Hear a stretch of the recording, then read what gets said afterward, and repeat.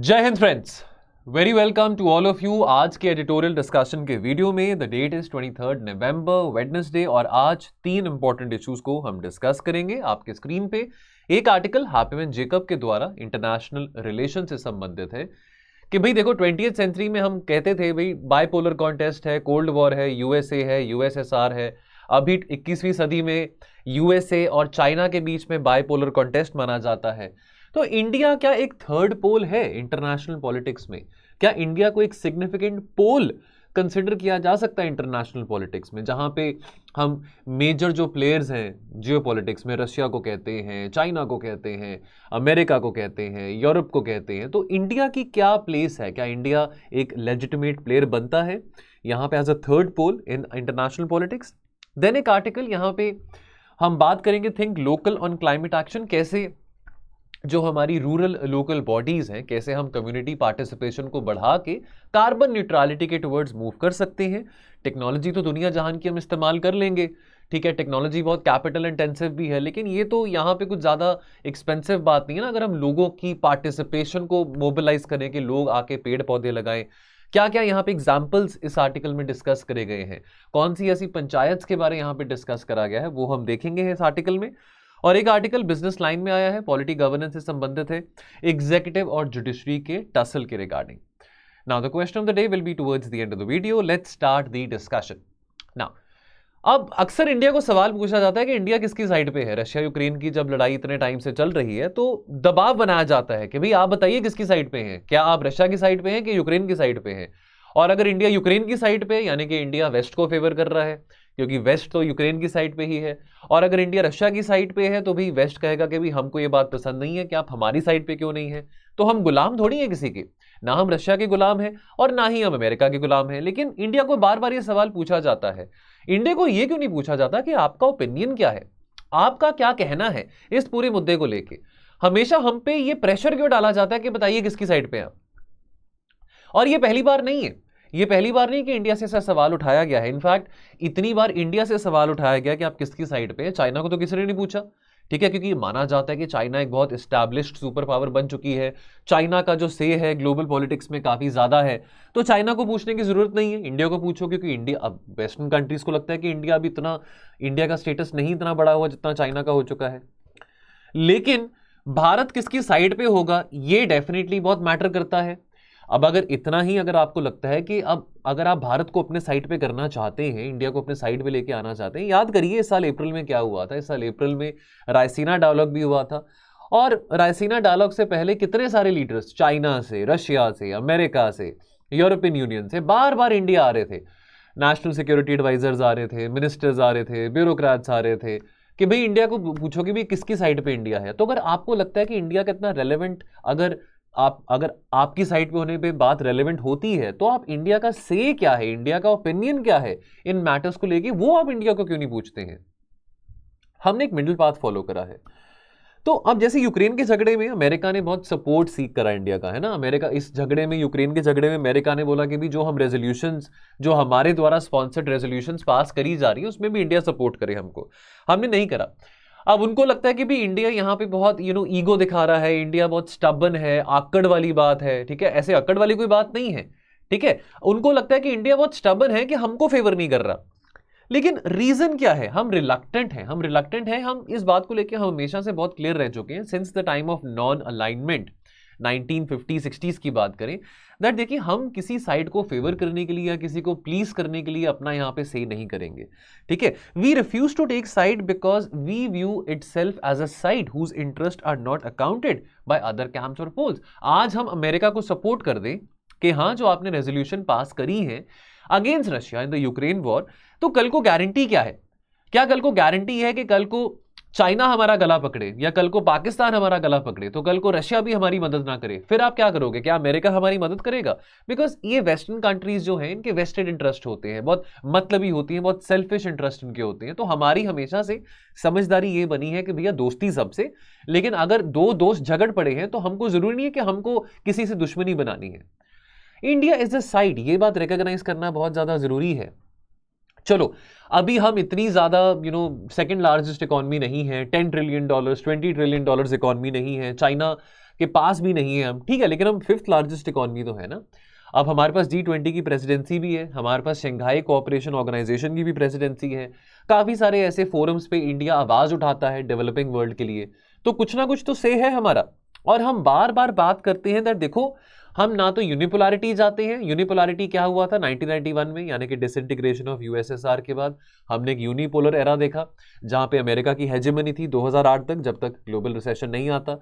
और उससे पहले बायपोलैरिटी का टाइम था, कोल्ड वॉर में 2 पोल्स थे, यूएसए यूएसएसआर, और हम बहुत क्लियर थे दैट हमने किसी कैंप में नहीं जाना, ना तो हमने अमेरिकन लेड कैंप में जाना है, ना तो हमने यूएसएसआर वाले कैंप में जाना है। हम इस बात को लेके बहुत क्लियर थे और हम हमेशा मल्टीपोलैरिटी को प्रमोट करते हैं दैट मल्टीलेटरलिज्म जितना हो उतना अच्छा है, जितना ज्यादा मल्टीलेटरलिज्म होगा उतना ही जो डोमिनेंट पावर है वो चेक में रहेगी। और हमारा हमेशा से यही स्टैंड रहा है that look we are also a side and you have to reckon with us, you can not take us very lightly. क्या क्या फैक्टर्स, अब हम नॉन अलाइनमेंट मूवमेंट को क्रिटिसाइज भी कर सकते हैं, उसको प्रेज भी कर सकते हैं, but the fact of the matter, you know what, the fact of the matter is कि नॉन अलाइनमेंट का जो आइडियोलॉजी है वो कहीं ना कहीं अभी भी हमारी फॉरेन पॉलिसी में एग्जिस्ट करता है। तो you might hate non alignment, you might love non alignment, but non alignment का कुछ ना कुछ रेलेवेंस अभी भी अपनी फॉरेन पॉलिसी में हम देखते हैं, जिसको आज हम स्ट्रेटेजिक ऑटोनॉमी के नाम से कहते हैं। काफी ऐसे फैक्टर्स रहे हैं जिसने हमारी फॉरेन पॉलिसी को कंट्रीब्यूट करा है, यूनिक फॉरेन पॉलिसी को कंट्रीब्यूट करा है। एक तो हमारी सिविलाइजेशनल वैल्यूज हैं, हम सॉफ्ट स्टेट हैं, हम अपने आप को हार्ड स्टेट नहीं कह सकते हैं। गांधी जी की फिलॉसफी हो, आइडियोलॉजी हो, बाल गंगाधर तिलक जी की आइडियोलॉजी हो, चाहे जवाहरलाल नेहरू जी की आइडियोलॉजी हो, तो अक्सर हम अपने सिविलाइजेशनल वैल्यूज पे बहुत हमको गर्व रहता है, बहुत इस बात का हमको गौरव रहता है। और अगर हम बात करें तो देखा जाए प्रिंसिपली, तो अब जब ये पूरा डीकॉलोनाइजेशन प्रोसेस होता है, पोस्ट इंडिपेंडेंस की बात करें, कहीं ना कहीं ये पहले सब कॉन्टिनेंट था। आज इंडिया, पाकिस्तान, श्रीलंका, मालदीव्स, बांग्लादेश बन चुका है, लेकिन था तो ये सारा का सारा एक इंडियन सब कॉन्टिनेंट। लेकिन कभी हमने इस चीज को कॉन्टेस्ट नहीं किया, है ना। लेगेसी हमारी है भाई, हमने इनहेरिट करा है साउथ एशिया को, British Empire of South Asia को, हम एक बड़े भाई की तरह हैं। लेकिन हमने हमेशा ये बात क्लियर रखी है दैट हम इस बात को कॉन्टेस्ट नहीं करेंगे किसी देश के साथ कि हम साउथ एशिया के बड़े भाई हैं, और ना ही हम किसी छोटे देश के साथ बुली करेंगे, कि ना किसी छोटे देश को बुली करेंगे। अक्सर इस बात को कंफ्यूजन में लोग रखते हैं कि भाई नॉन अलाइनमेंट मतलब न्यूट्रलिटी, कि भाई नॉन अलाइनमेंट की अगर बात आती है कि अगर इंडिया नॉन अलाइन था, यानी कि इंडिया न्यूट्रल था, इंडिया चुप रहना चाहता था, इंडिया कहता था, ये गलत परसेप्शन, धारणा है कि यानी कि नेहरू जी की धारणा अकॉर्डिंग टू द पेसिमिस्ट ये थी कि भी चाहे यूएसए झगड़ा करे, यूएसएसआर झगड़ा करे, इंडिया ने बीच में नहीं पड़ना। नहीं, ये बात गलत है। Non alignment does not means neutrality, ये बात बहुत कैटेगोरिकली आपको बताऊं। Non alignment, what does non alignment mean for us, that look कोई भी मुद्दा हो, चाहे वो वियतनाम वॉर थी, चाहे वो कोरियन वॉर थी 1950s में, ठीक है, चाहे वो वियतनाम वॉर थी 1970s में, चाहे वो कुछ भी था, चाहे कोई भी ऐसा बड़ा इवेंट था जो कि 20th सेंचुरी में हुआ हो, हमने ये बोला दैट हमारा अपना एक इंडिपेंडेंट से रहेगा। हम किसी पर्टिकुलर ब्लॉक या कैंप में नहीं जाएंगे, चाहे किसी देश के पास जितने मर्जी मिसाइल हो, जितने मर्जी बॉम्ब हो, हम ना तो नेटो में जाने वाले हैं, ना तो हम वॉर्सो पैक्ट में जाने वाले हैं। हमारा इकोनॉमिक मॉडल जो मर्जी हो, ना तो हम कैपिटलिज्म को फॉलो करेंगे अंधाधुंध, ना ही हम कम्युनिज्म को फॉलो करेंगे अंधाधुंध। चाहे हमारे यहाँ पे जो भी कमियां हो, जो भी हमारे यहाँ पे मटीरियलिस्टिक इनकैपेसिटीज हो, बट उसके बावजूद हमारा अपना एक इंडिपेंडेंट स्टैंड होगा, एक इंडिपेंडेंट व्यू होगा towards the global affairs. And this has been very clear, and that's why it will be very wrong to say कि non-alignment is neutrality. Now, the classical view of polarity is one of domination of the international system by great powers. तो polarity यानी कि 20th century bipolarity, then 1991 के बाद unipolarity, now again we are seeing bipolarity. In fact, America has recognized this thing very significantly. अभी recently America की national security strategy भी आई थी that look, the second pole, the other significant pole which is a cause of headache for us, that is China. लेकिन India, हमारा अपना खुद का एक डिफरेंट व्यू पॉइंट है कि भी हमको लोग as a independent pole, as an independent side recognise करें। बेशक अभी हम इतने ज्यादा सुपर पावर नहीं है, हार्ड पावर इतनी नहीं है, लेकिन उसके बावजूद भी कहीं ना कहीं बात सोचने वाली है। साउथ एशिया में, मैं बात बार बार कहता हूं, साउथ एशिया में कोई एक देश बता दीजिए जहां पे वो पर्टिकुलर देश 70-75 सालों से डेमोक्रेटिकली स्टेबल हो। दूर दूर तक कोई देश आपको साउथ एशिया में नहीं दिखाई देगा। तो एटलीस्ट वो क्रेडेंशियल्स तो है ना हमारे, बेशक अभी इतने इकोनॉमिक सुपर पावर हम नहीं बने हैं। तो अब जब अगर आपसे कोई पूछे कि भी क्या मेरिट है in the idea of India being a third pole, तो पहली तो यही बात आ जाती है। अगर हम साउथ एशिया में स्टेबिलिटी की बात करें, पॉलिटिकल स्टेबिलिटी की बात करें, दूसरी बात यह आती है देखो हमको ना तो किसी के मामले में दखल अंदाजी देना पसंद है और ना हमको पसंद है कि हमारे मामले में कोई दखल अंदाजी दे। हम ये बात बहुत कैटेगोरिकली कितने सालों से डिस्कस करते आ रहे हैं। इनफैक्ट ये बात तो हमने पंचशील एग्रीमेंट में भी डिस्कस करी थी चाइना के साथ। ये बात हमारी डीपीएसपीज में भी वेल इंश्राइंड है दैट भाई हम एक दूसरे की सॉवरेनिटी में दखल अंदाजी नहीं देंगे, हम रिस्पेक्ट करेंगे एक दूसरे की टेरिटोरियल इंटेग्रिटी को, अखंडता को। हम अपने आप में अखंड हो, आप अपने आप में अखंड हो, हमको आपकी अखंडता में यहां पे टांग अड़ाने का कोई भी शौक नहीं है। और तीसरी बात वो ये है कि हम हमेशा से खास करके जो ग्लोबल साउथ है, डेवलपिंग देश है, उनके अधिकारों के लिए, उनके राइट्स के लिए हमेशा हमने आवाज उठाई है और हम हमेशा अपहोल्ड करते हैं rule of the law and regional order. In fact ये इतने बड़े बड़े इंस्टीट्यूशंस आपने बना दिए हैं, अमेरिका ने यूएन बनाया है, यूएनएससी बनाया है, इतना शायद अमेरिका, यूके या इनफैक्ट रशिया भी इतना ज्यादा रिगार्ड नहीं करता यूएन को या यूएनएससी को जितना हम रिगार्ड करते हैं। एंड दैट नेवरदलेस एक और बात यहां पे समझने वाली है कि कहीं ना कहीं लेजिटिमेसी इन कारणों के करके और बढ़ जाती है कि हमको एक परमानेंट सीट मिले यूएनएससी पे। एक बात याद रखें, हमने कभी भी यहां पे दावा नहीं किया कि भाई हम दादा हैं यहाँ के, कि हम बुली हैं यहाँ के, कि भाई आप हमको यहाँ पे माथा टेको या आप हमारे आगे हाथ जोड़ो। नहीं, साउथ एशिया में, मैं साउथ एशिया की बात कर रहा हूं, कभी भी हमने इस बात का दावा नहीं किया कि भाई हम आपसे बहुत बड़े हैं। कि नेपाल आप कौन होते हो हमारे सामने कुछ बोलने वाले, श्रीलंका आप कौन होते हो हमारे सामने कुछ बोलने वाले, कि जब भी आपको मुसीबत आई है, भूचाल आया है, इकोनॉमिक क्राइसिस हुआ है, हमने हमेशा आपकी मदद करी है। नहीं, हम हमेशा एक जिम्मेवार, एक बड़े भाई की तरह नेबरहुड फर्स्ट पॉलिसी की जब बात आती है, we have been the first responder during the times of crisis, provider of common goods, what the world ought to know. Now हमारा रीसेंट और पास्ट स्टेटमेंट, चाहे अब देखिए हमने हमेशा अपना वॉइस यहां पे रखा है, हमने हमेशा, चाहे वो यूक्रेन का मुद्दा था, चाहे वो इराक का मुद्दा हो, 2003 में जब जॉर्ज बुश की फौज ने इराक पे भी इन्वेड किया था तो भी हमने इस बात को अप्रिशिएट नहीं किया था। अभी तक ये बात साबित नहीं हो पाई कि सद्दाम हुसैन के पास वेपन्स ऑफ मास डिस्ट्रक्शन थे कि नहीं थे। वॉर ऑन टेरर में हमारा एक स्टैंड था और वो आज भी है, लेकिन ऐसे अननेसेसरली अमेरिका किसी कंट्री को इन्वेड करे या रशिया किसी कंट्री को इन्वेड करे, हम उसके खिलाफ हैं। तो चाहे यूक्रेन का मुद्दा हो, चाहे इराक हो, या चाहे क्लाइमेट चेंज के बारे कुछ हो, क्लाइमेट चेंज को लेकर भी हमने बहुत आवाज उठाई है। हमने इस बात के विरुद्ध भी आवाज उठाई कि क्लाइमेट चेंज को यूएनएससी के एम्बिट में क्यों लेके आना चाहते हो। क्लाइमेट चेंज को लेकर जो बातचीत करनी है वो आपके conference of parties under the United Nations framework of climate change convention में तो हो रही है, यूएनएफसीसीसी में। तो आप क्लाइमेट चेंज को यूएनएससी के फोल्ड में क्यों लेके आना चाहते हो। यूएनएससी में फिर जो वीटो पावर्स वाले देश हैं वो तो ऐसा जो प्रस्ताव होगा जो कि बहुत एम्बिशियस होगा as far as the fight against climate change, तो अपनी वीटो पावर का मिसयूज कर सकते हैं। तो हमारा हमेशा हर एक मुद्दों के ऊपर एक स्टैंड रहा है, ठीक है। ये बात भी हमको समझनी जरूरी है कि हमने पोजीशन वो ली है जो कि केवल हमारे हित में नहीं है, केवल भारत के वेलफेयर के लिए नहीं है, लेकिन खास करके हमने ये फैसले इस करके लिए जो कि ग्लोबल साउथ के वेलफेयर के लिए भी हो, है ना। अब हम क्या कह रहे हैं बार बार कि अभी हम कोऑपरेशन बढ़ाने की बात कर रहे हैं फाइट अगेंस्ट क्लाइमेट चेंज में। यूक्रेन के बारे हम क्या कह रहे हैं दैट भाई आओ बातचीत करो, बैठ के बातचीत करो, डायलॉग के जरिए, डिप्लोमेसी के जरिए इस लड़ाई को, इसका हल करो। ये लड़ाई का जमाना नहीं है, today is not the year of the war. तो ये सब बातें हम कर रहे हैं। कंक्लूजन में ठीक है, अब हमारे यहाँ पे बहुत सारी प्रॉब्लम्स हो सकती है, हर एक डेमोक्रेसी में प्रॉब्लम होती है, हम परफेक्ट नहीं है, हम अपने आप को परफेक्ट नहीं कहते हैं, लेकिन ये बात तो मत भूलो ना कि हम एक बहुत सिग्निफिकेंट पावर है इंडो पैसिफिक में। अगर हमको अमेरिका की जरूरत है तो अमेरिका को हमारी भी बहुत जरूरत है इंडो पैसिफिक में और साउथ एशिया में रेलेवेंट बनने के लिए।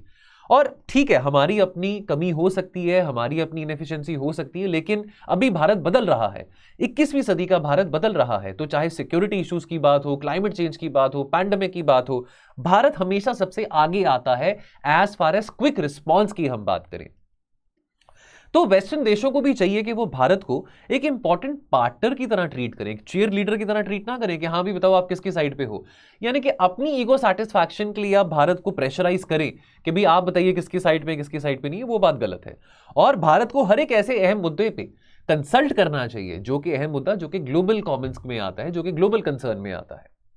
चलिए, think local climate action, think Meenangadi. ये रेखा यादव जी ने आर्टिकल लिखा है, जो कि जॉइंट सेक्रेटरी थे मिनिस्ट्री ऑफ पंचायती राज भारत सरकार में, और ये अभी डिविजनल रेलवे मैनेजर है नॉर्थ ईस्टर्न रेलवे में। क्या बात यहां पे कर रहे हैं, चलो अब हम ये पिछले एक साल से ना नेट कार्बन न्यूट्रलिटी की बात कर रहे हैं, नेट जीरो की बात कर रहे हैं। अभी शर्मल शेख में COP27 भी कंक्लूड हुआ, और वेस्टर्न देशों ने भी बहुत प्रेशर डाला कि भी इंडिया को भी मूव करना चाहिए टुवर्ड्स नेट जीरो। ठीक है, हमने स्वीकार करी बात, टुवर्ड्स 2070 हमने अनाउंस कर दिया।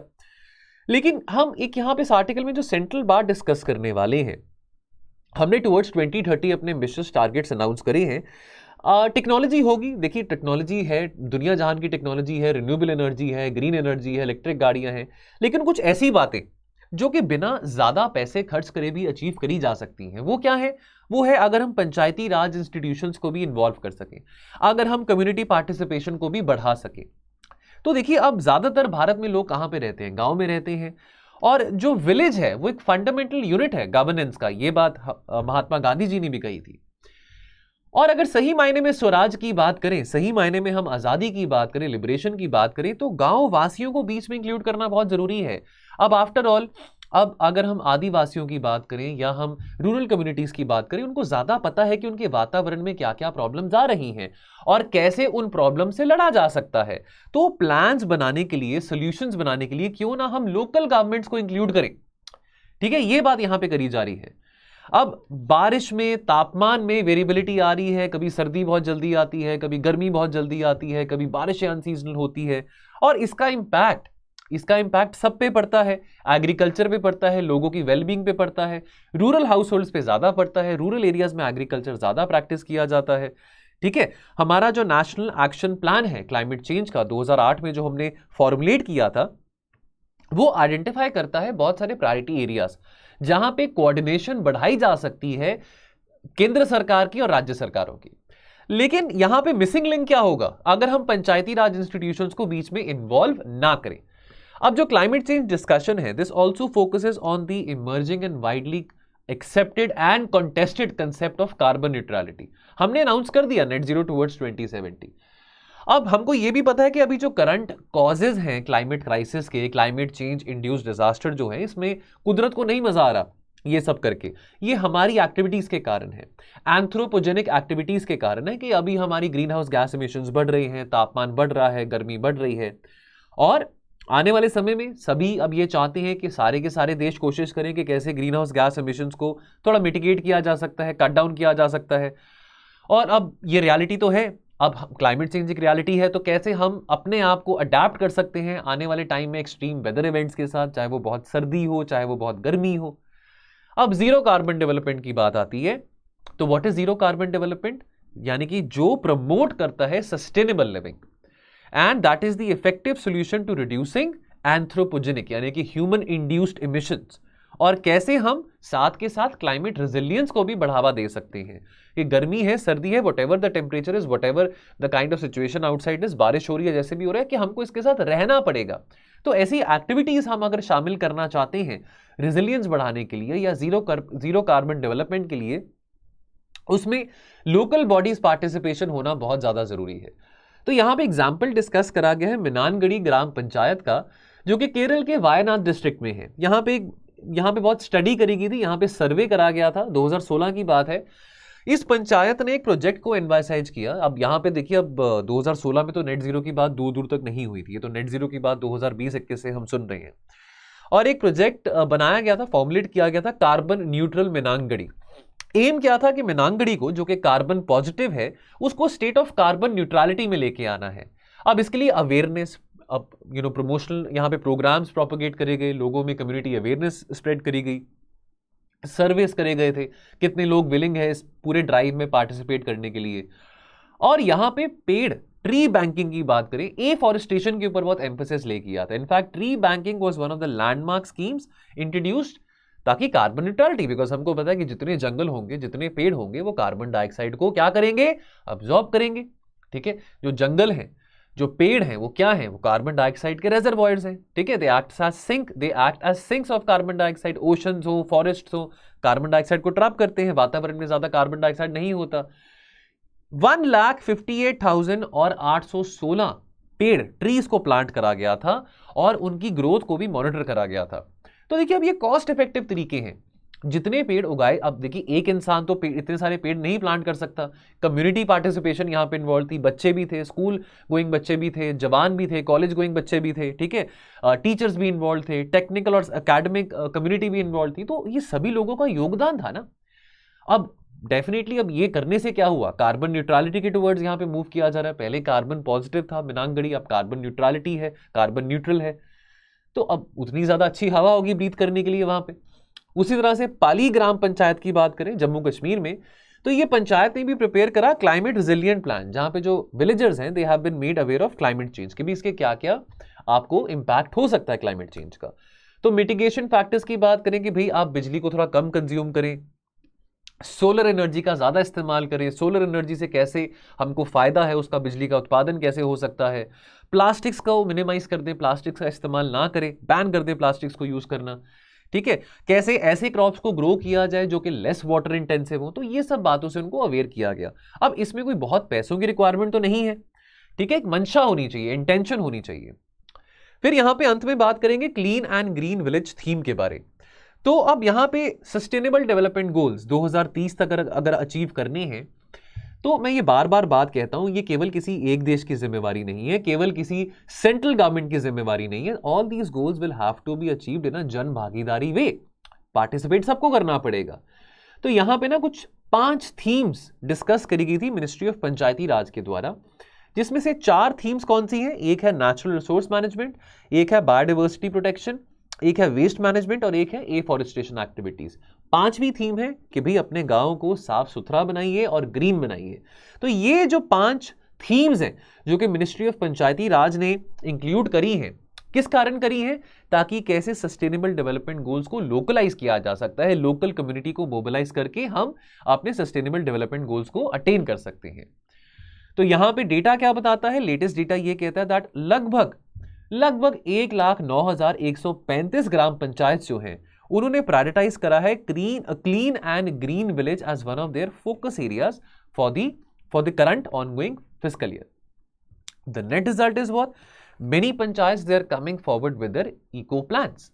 लास्ट आर्टिकल, एग्जीक्यूटिव जुडिशरी के झगड़े की बात करें। मीडिया अक्सर देखिए एग्जीक्यूटिव और जुडिशरी के बीच में जो डिस्प्यूट रहता है, झगड़ा रहता है, एग्जीक्यूटिव कहता है कि जी जुडिशरी हमारे मामले में बहुत दखलंदाजी देती है, जुडिशरी का कहना होता है कि एग्जीक्यूटिव का हमारे मामले में बहुत दखलंदाजी होता है। मीडिया भी इस बात को from time to time highlight करता रहता है। अक्सर मीडिया में बात आती है, देखो एग्जीक्यूटिव का ये कहना होता है और मीडिया में भी बात आती है कि भाई जो जजेस हैं उनको काम करना नहीं आता, उनको फैसले सुनाने नहीं आते, भाई उनकी तो बहुत मौज है, छुट्टियां होती हैं, गर्मियों की भी छुट्टियां होती हैं, सर्दियों की भी छुट्टियां होती हैं, तारीख पे तारीख इंसाफ कोई मिलता नहीं लोगों को, ठीक है। जजेस के पास तो बहुत खुला टाइम है, बहुत फ्री टाइम है कि वो तो अपने आप को राजा महाराजाओं की तरह समझते हैं। तो अब देखिए यहां पे एक क्रूशियल पॉइंट यहां पे मिस हो रहा है। पहली बात तो हम ये समझे कि जुडिशरी और एग्जीक्यूटिव के बीच में डिफरेंसेस आते रहे हैं, बहुत टाइम से आते रहे हैं। इंदिरा गांधी के टाइम पे भी काफी डिफरेंसेस आए थे, ऐसा नहीं है कि अभी आ रहे हैं। लेकिन अब खास करके 2014-15 की बात करें, जब नेशनल जुडिशियल अपॉइंटमेंट कमीशन की बात रखी गई थी, उस वक्त अरुण जेटली जी की डिबेट्स मुझे याद है, 2015 की मैं बात करूं। अरुण जेटली जो कि एक बहुत एमिनेंट लॉयर भी थे, बाद में वो हमारे फिर फाइनेंस मिनिस्टर भी रह चुके थे, लॉ मिनिस्टर भी थे उस टाइम पे वो। तो अब ये प्रस्ताव रखा गया था कि भी एग्जीक्यूटिव का भी कोई रोल हो जजेस की अपॉइंटमेंट में। लेकिन जजेस ने बोला था देखो, अब देखो ये बात हम समझे, ये अमेरिका का संविधान कहता है दैट तीनों ऑर्गन्स जो हैं, एग्जीक्यूटिव, जुडिशरी, लेजिस्लेटिव, ये इंडिपेंडेंट रहेंगे, independent of each other. Separation of powers इतनी ज्यादा स्ट्रिंजेंट नहीं है भारत के संविधान में, सेपरेशन ऑफ फंक्शन जरूर इंश्राइंड है हमारे संविधान में।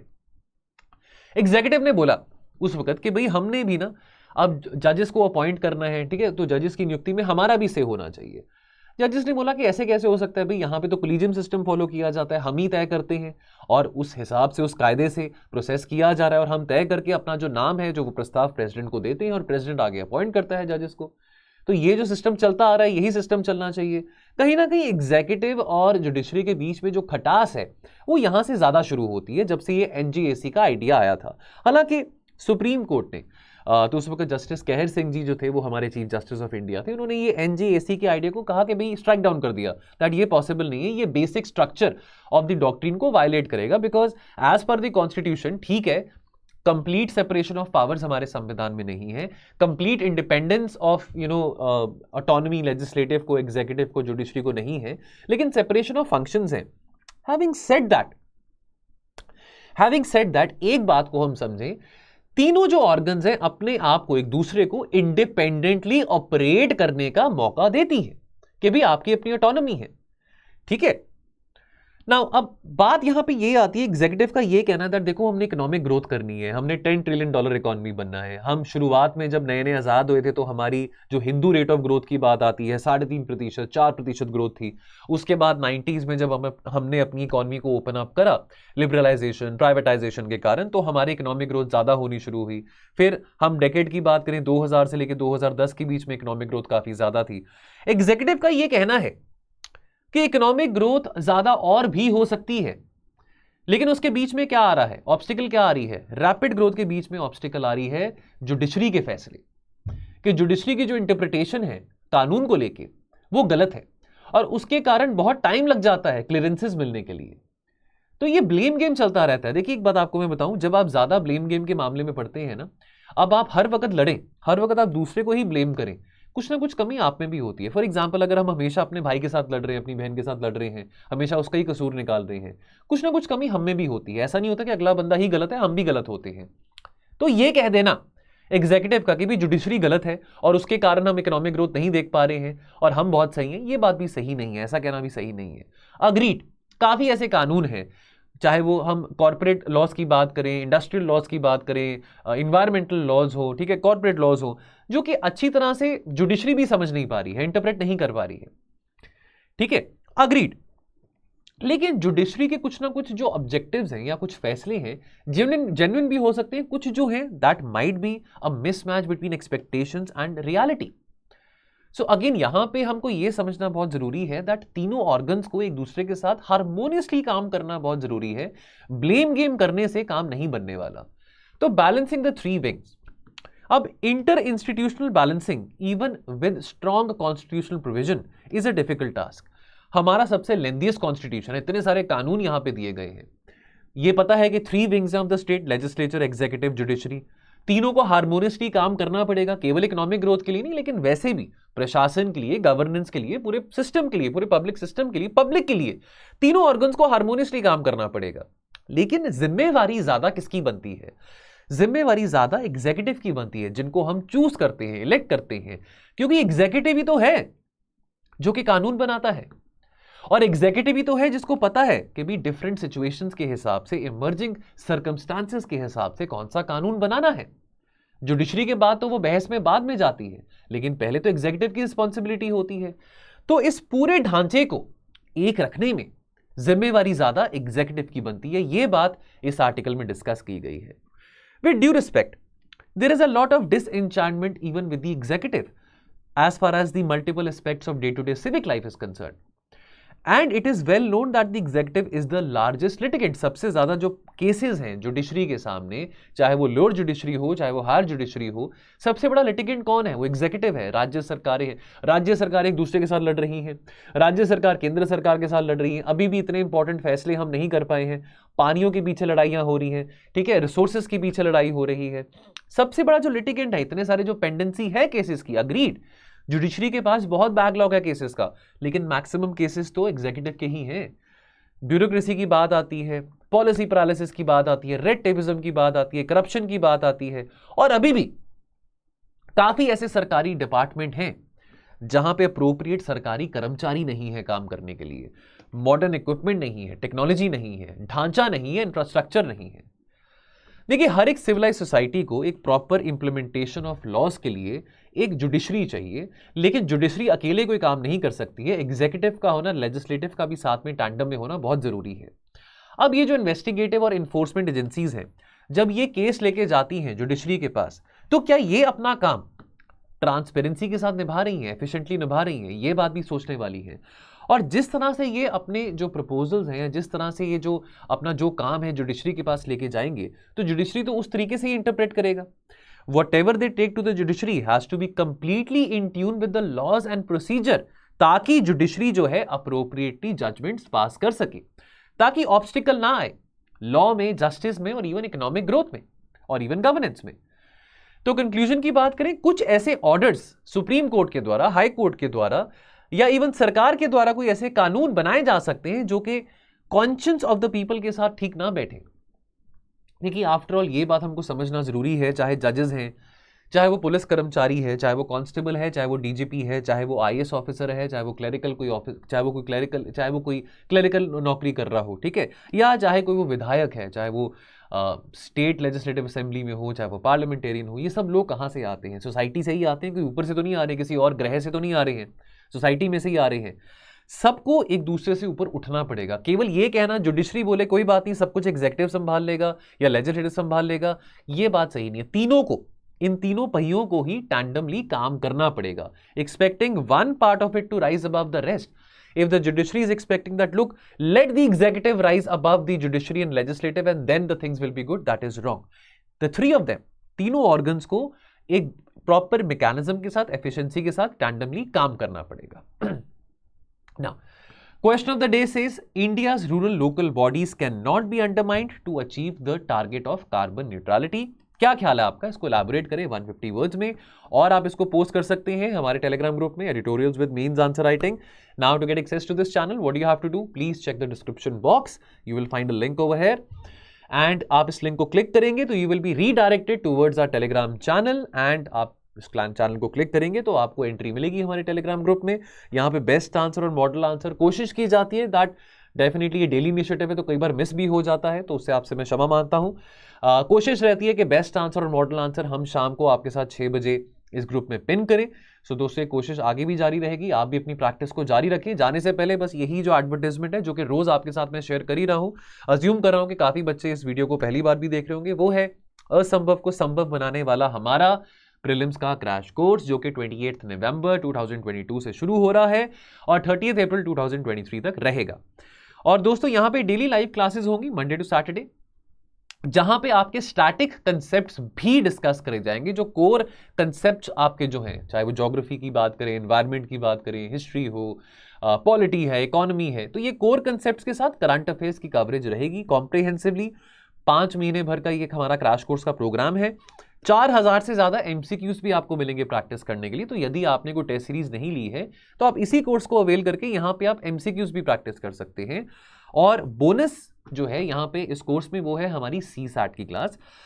और यदि आपसे मिस हो जाता है, तो कुछ बच्चे थे जो कमेंट सेक्शन में कह रहे थे कुछ वीडियोस में भी कि भाई अगर हम मिस कर दें लाइव क्लास अटेंड करना तो क्या हम रिकॉर्डेड लेक्चर्स को एक्सेस कर पाएंगे? बिल्कुल कर पाएंगे। तो अगर 11 से 1 का टाइम है तो कोशिश तो करें कि आप 11 से 1 अपना टाइम फ्री रखें और यहाँ पे हमारे साथ जुड़े। लेकिन अगर आप नहीं जुड़ पाएंगे तो कोई बात नहीं, वो जो लेक्चर रिकॉर्डेड होगा उसको आप बाद में भी एक्सेस कर सकते हैं। और इन्फॉर्मेशन के लिए आप हमारे टोल फ्री नंबर पे कॉल कर लेना 1800890303। बाकी दोस्तों आज के लिए इतना ही, मिलेंगे कल और चर्चा के साथ। आप अपना ध्यान रखें और पढ़ते रहें। जय हिंद।